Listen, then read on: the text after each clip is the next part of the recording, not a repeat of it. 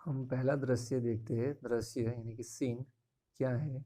तो एक बालक सिंह के बच्चे को घसीटते हुए लाता है और दो तपस्विनियां उसे रोकती हुई आती है। राजा दुष्यंत पेड़ की ओर से उन्हें देख रहा है। तो सीन क्या है यहाँ पे? तो जैसे ये नाटक शुरू होता है तो दृश्य ऐसा बनता है कि एक नन्हा सा बच्चा है जो एक सिंह के शावक को यानी कि बच्चे को घसीटते हुए खींचकर लाता है। तो दो तपस्विनी स्त्रियां है उसे रोक रही है कि बच्चा उस सिंह शावक को घसीटते हुए न लाए, न घसीटे। तभी राजा दुष्यंत है वो किसी पेड़ के पीछे यानी कि ओर से यानी कि पेड़ के पीछे से उन्हें देख रहा है। तब बालक बोलता है, अरे सिंह, तू अपना मुंह खोल, मैं तेरे दांत गिनूंगा। जो बच्चा है बालक वो उस सिंह के बच्चे से बोलता है, बालक शावक से बोलता है कि तू अपने मुंह को खोल, मैं तेरे दांत गिनना चाहता हूँ। बच्चे की यह बात सुनकर जो पहली तपस्विनी है वो कहती है, ए हठीले बालक, हठीले यानी कि जिद्दी, ए जिद्दी बालक, तू वन के इन पशुओं को क्यों सताता है? यानी कि जो ये वन के जो पशु पक्षी है तो उनकी संतानों को तू अभी क्यों परेशान कर रहा है? हम तो इन पशुओं को बाल बच्चों के समान रखती है। ये जो तपस्विनी क्या कहती है कि हमारे लिए तो जैसे हमारे बच्चे हैं वैसे ही ये जंगल के पशु पंछियों के भी बच्चे हैं, हम उनके साथ वैसा ही व्यवहार करते, तो तू उसे परेशान मत कर। तेरा साहस बढ़ता ही जाता है, यानी कि जो तुम्हारा जो साहस है वो दिन ब दिन बढ़ रहा है, तुम्हारी जो शरारतें है वो दिन ब दिन बढ़ रही है।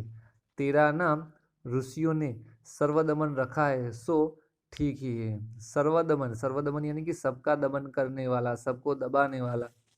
तो तुम्हारा नाम जो ऋषि मुनियों ने रखा था सर्वदमन, यानी कि तू अभी इस बच्चे को तू परेशान कर रहा है यानी कि तू उसका भी दमन कर रहा है, तो वह सही ही है। तभी दुष्यंत उनकी बात पेड़ के पीछे छुपकर ओट से सुन रहा था। तो उनकी बातें सुनकर वो खुद ही स्वयं से यानी कि खुद ही अपने आप बात कर रहा है अपने आप से। आहा, क्या कारण है कि मेरा हृदय या मेरा स्नेह इस बालक की ओर उमड़ सा आता है। उमड़ना, उमड़ना यानी बढ़ना, कि मेरा जो प्रेम है, स्नेह यानी कि प्रेम इस बालक के प्रति बढ़ रहा है इसकी बातें सुनकर, इसको देखकर। तभी दूसरी तपस्विनी कहती है, दूसरी तपस्विनी ने कहा, जो तू इस बच्चे को छोड़ न देगा तो सिंहनी तुझ पर दौड़ेगी, यानी कि अगर तू इस बच्चे को छोड़ेगा नहीं तो इसकी माँ सिंहनी जो आएगी वो तुम पर दौड़ेगी और तुम्हें खा जाएगी, ऐसे डरा रही। तो ये बालक जो है क्या कहता है, मुस्कुराकर हंसकर, ठीक है, सिंहनी का मुझे ऐसे ही डर है, मुंह चिढ़ाता है।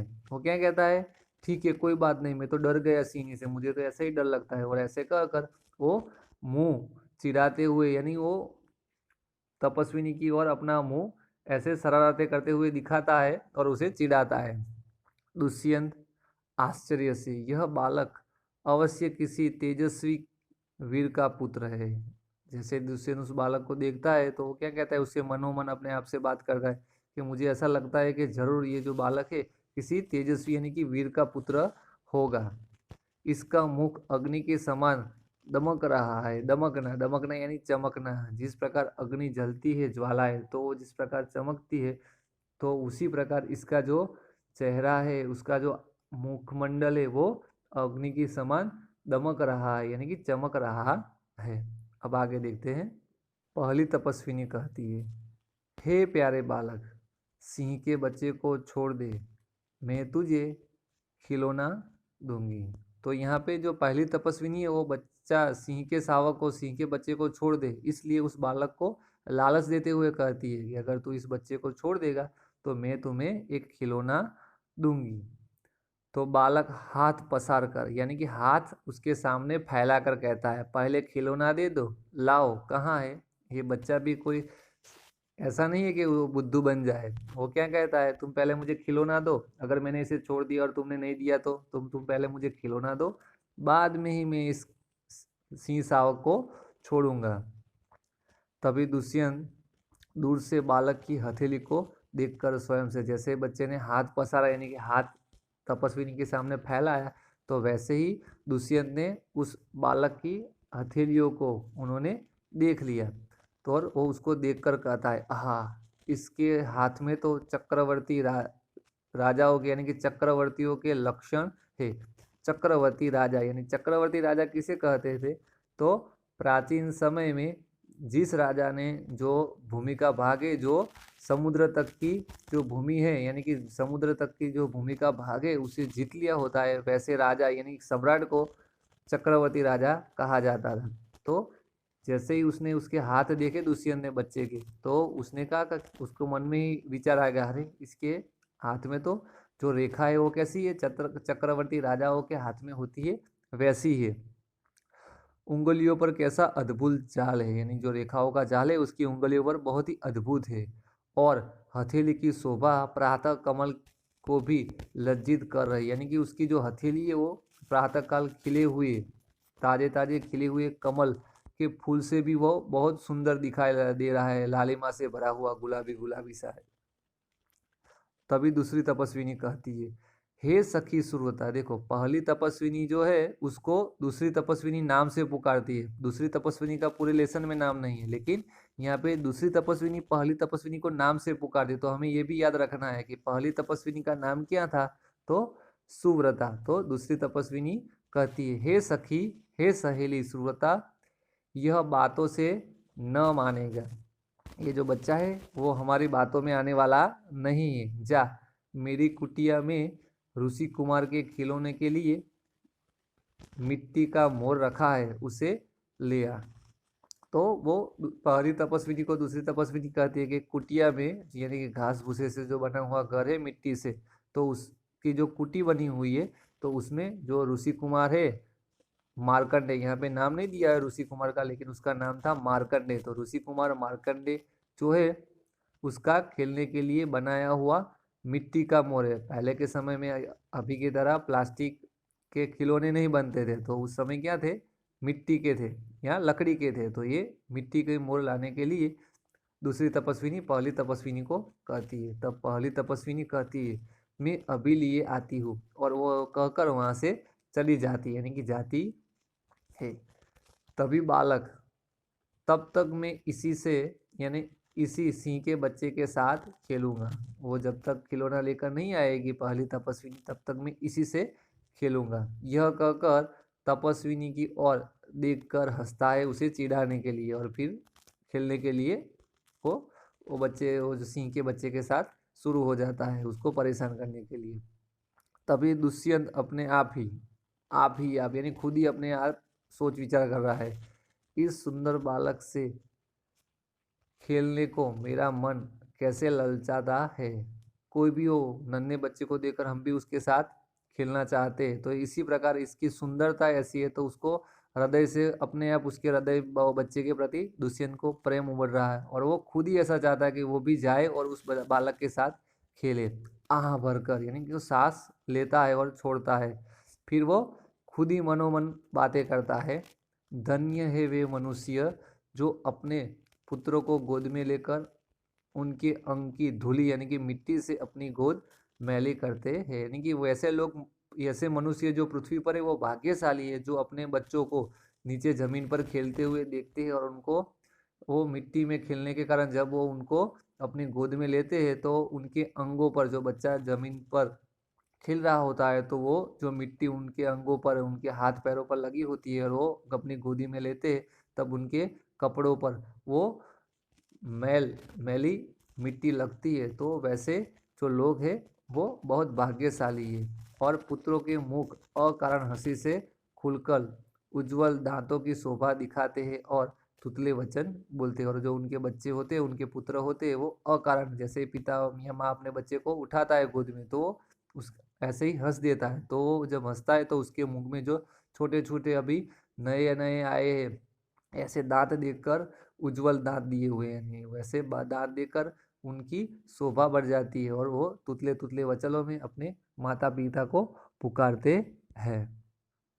तभी दूसरी तपस्विनी कहती है, क्यों रे ढीठ, ढीठ यानी जिद्दी, क्यों रे जिद्दी, तू मेरी बात कान नहीं धरता, यानी ध्यान से सुन नहीं रहा जो मैं कह रही हूँ कि तू इसे छोड़ दे, परेशान मत कर। तभी बच्चा इधर उधर देखकर, वो इधर उधर देखती है वो बच्चे के आसपास, कोई ऋषि कुमार यहाँ है, क्योंकि वो वन में रह रहे, तो वो सोचती है कि इस आश्रम का कोई ऋषि कुमार हो तो वो उसे, इस बच्चे को छुड़ाने में मदद करे। दुष्यंत को देखकर वो इधर उधर देखती है, तभी वो पेड़ के पीछे खड़े हुए दुष्यंत को देख लेती है और कहती है दुष्यंत को, हे महात्मा, तुम ही आओ और कृपा करके इस बलि बालक के हाथ से सिंह के बच्चे को छुड़ाओ। क्या कहता है और क्या कहती है दूसरी तपस्विनी कि हे महात्मा, तुम यहाँ पर मेहरबानी करके, कृपा करके यानी कि मेहरबानी करके मेरे पास आओ और इस बलवान बलि यानी कि बलवान बालक के हाथ से इस नन्हे से सिंह के बच्चे को, सिंह के शावक को छुड़ाओ। तभी दुष्यंत अच्छा बालक के पास जाकर और हंसकर, और बालक के पास वो गया और हंसता है। कोई भी बच्चे के साथ आपको कोई भी काम करवाना हो तो उसके पास पहले जाकर हमें हंसना ही होता है, तो वैसे ही स्वाभाविक दुष्यंत भी उसके सामने जाकर हंसता है और कहता है, हे ऋषि कुमार, तुमने तपोवन के विरुद्ध यह आचरण क्यों सीखा है जिससे तुम्हारे कुल की लाज जाती है। दुष्यंत उसको समझाता है कि हे ऋषि कुमार, क्योंकि जो बालक आप देख रहे हो वन के जो ऋषि रहते वन में, तो उनके जैसे ही इस बालक ने वस्त्र पहने हुए, तो वो कहता है कि तुम तपोवन के विरुद्ध यह आचरण, आचरण यानी कि व्यवहार, वर्तन क्यों, बर्ताव क्यों कर रहे हो, क्योंकि जो वन में रहते हैं ऋषि वो तो इन जंगली पशु पंछियों के साथ बहुत अच्छा व्यवहार करते हैं, तो तुम ये तो खराब बुरा व्यवहार करे, तो उससे तो तुम्हारा जो कुल है ऋषि कुल, उसकी लाज लग जा रही है।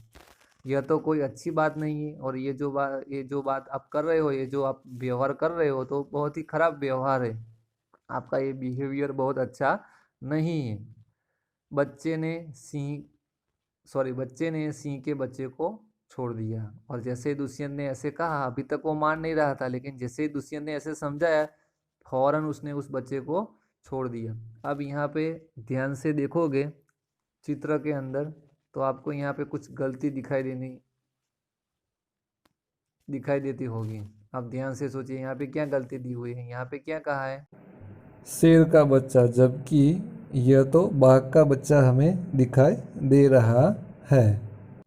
क्वेश्चन आ सकता है कि भरत किससे खेल रहा था, या फिर ऐसे सर्वदमन किससे खेल रहा था, तो इस सिंह शावक के साथ खेल रहा था। यहाँ पे गलती से बाघ का चित्र दिया हुआ है।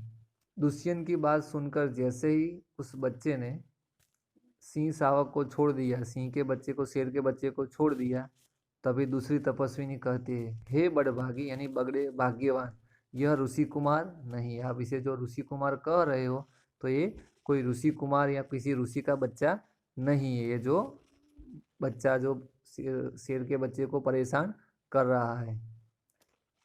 दुष्यंत कहता है, सत्य है, आप सत्य ही कह रहे हो कि ये ऋषि कुमार नहीं है, उसके काम ही ऐसे साहस के हैं, यह ऋषि कुमार नहीं जान पड़ता। क्या कहता है दुष्यंत कि इसके काम ही ऐसे वीरों वाले हैं, तो ये मुझे कोई ऋषि कुमार नहीं जान पड़ता। परंतु मैंने इसे ऋषि कुमार क्यों कहा, तो परंतु मैंने तपोवन में वास यानी कि वस्त्र, और यहाँ पे रहते हुए देख इसे ऋषि पुत्र जाना था, यानी कि जो ये तपोवन में यहाँ जंगल में रह रहा है, तो उसमें रहते हुए मैंने देखा, तो मुझे ऐसा लगा कि यह कोई ऋषि पुत्र है, यह किसी ऋषि का संतान होगा। इसने कपड़े भी ऐसे पहन रखे थे।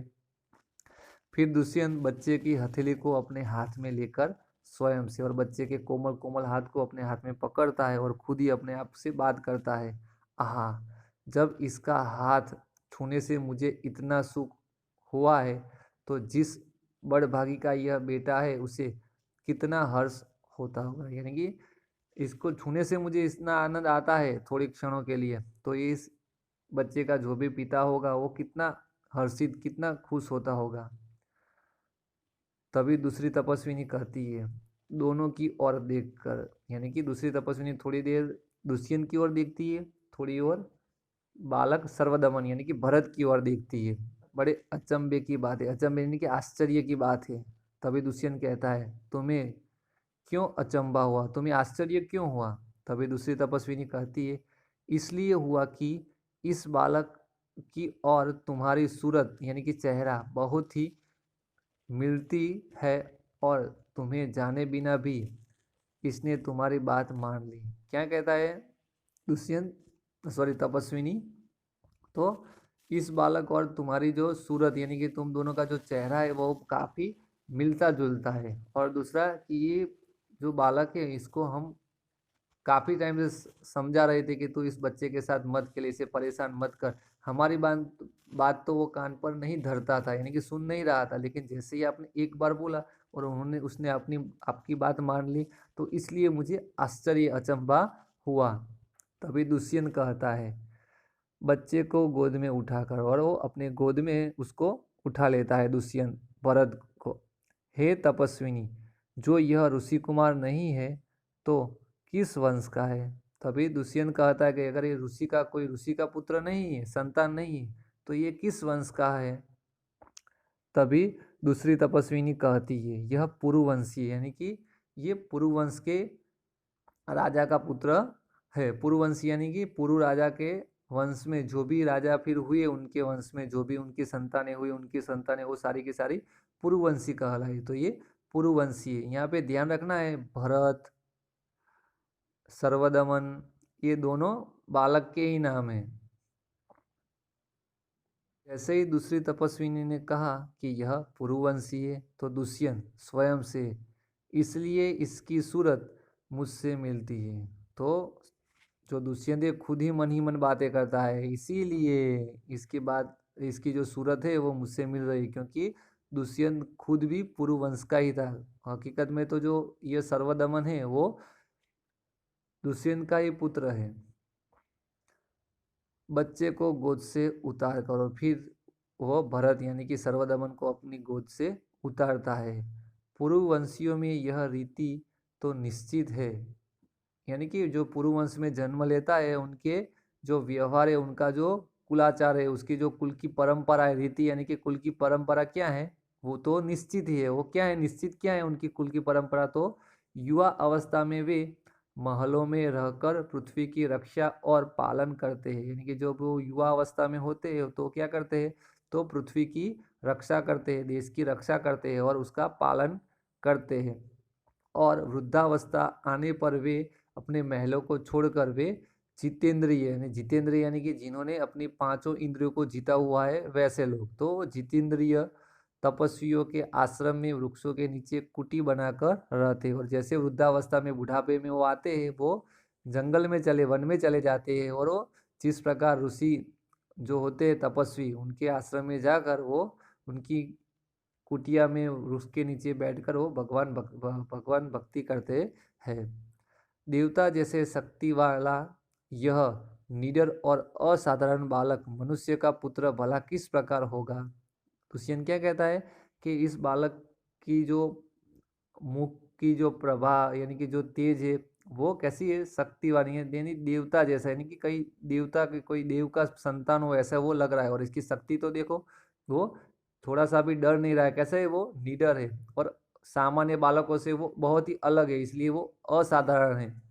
तो वो भला किस प्रकार किसी मनुष्य का बच्चा हो सकता है, ये किसी तेजस्वी राजा का ही पुत्र होगा।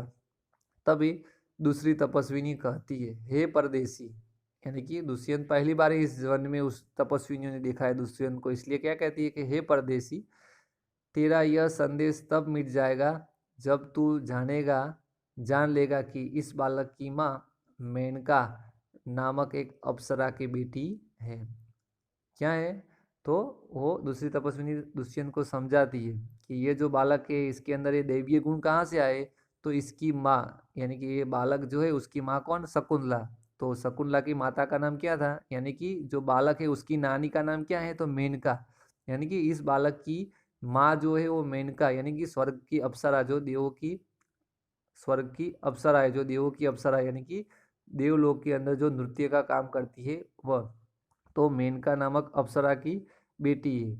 उसी के प्रताप से इसका जन्म देव पितर के इस तपोवन में हुआ है। यानी कि ये जो बालक है उसकी माता देवलोक के साथ, यानी कि उसकी जो नानी है वो देवलोक के साथ संबंध रखने वाली है, इसीलिए यह जो है देवीय गुण यानी कि देवी गुणों के साथ जन्मा हुआ थे।